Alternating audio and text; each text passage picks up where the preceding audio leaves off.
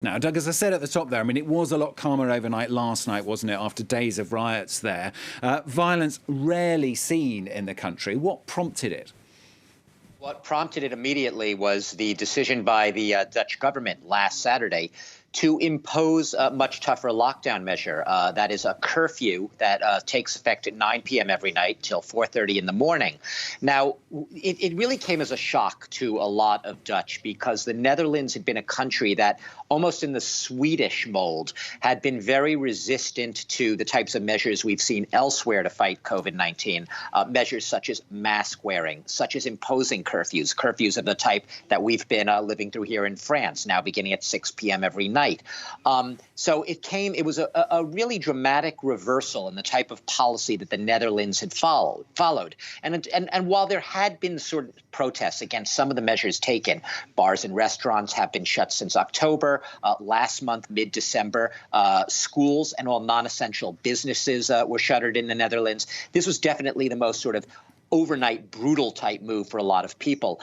So what prompted it were those lockdown measures. But that doesn't mean necessarily this was very violent, as you said, a lot of these riots. And it wasn't just Amsterdam. It wasn't just Rotterdam. It was towns across the nation, including small towns. In fact, the protests started in a small village in the north of the country called Urk, which is considered the Bible Belt of the Netherlands, and spread elsewhere after that.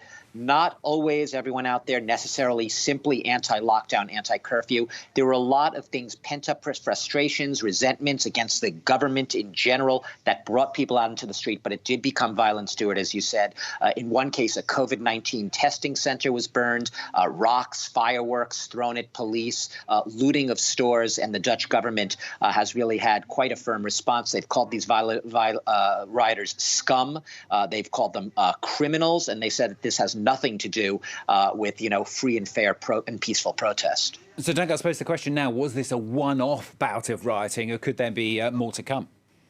Well, like I said, look, the Netherlands is hardly the first country in Europe where the pressures, the pent-up pressures of these lockdowns, of these restrictions, have led to sort of public eruptions. We've seen them in Berlin. We've seen them in Rome. To a limited extent, we've also seen them here in France. They've definitely seemed to have been most extended and most violent in the Netherlands. And yes, the police say while things have calmed down in the recent 24 hours a little bit, there are still isolated arrests.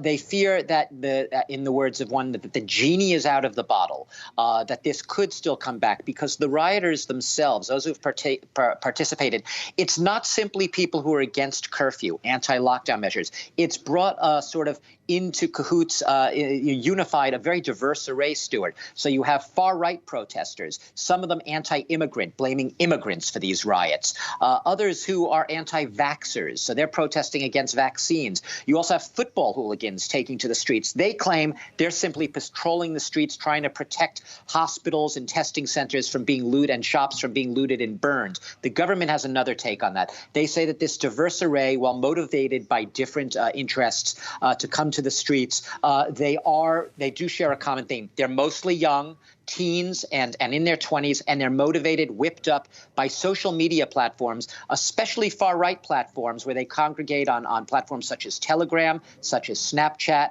We've seen these in other riots across the world, and they come together in what looks like a common cause, but often with very different motivations. So, yes, they fear that this could be a calm before another storm, although the police have taken a very firm response, and they're not going to go easily on anyone who they say commits violence and vandalism. Doug, you mentioned another couple of capital cities there, but do you think this could see a spillover into other European countries?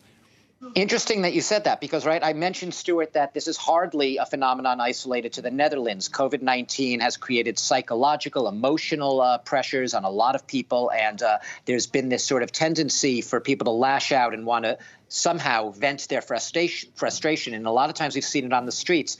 In the case of the Netherlands, you have neighboring Belgium. Now, Belgium, how is it similar? Belgium is also under a curfew, a COVID-19 related curfew.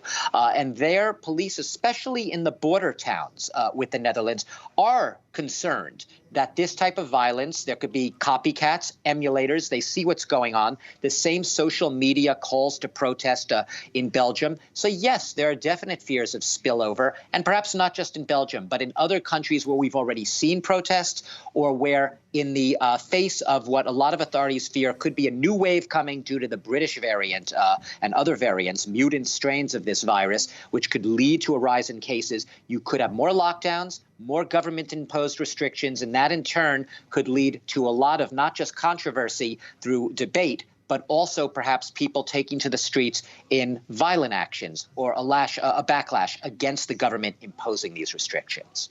Doug, thanks very much, Doug Herbert, our international affairs commentator there.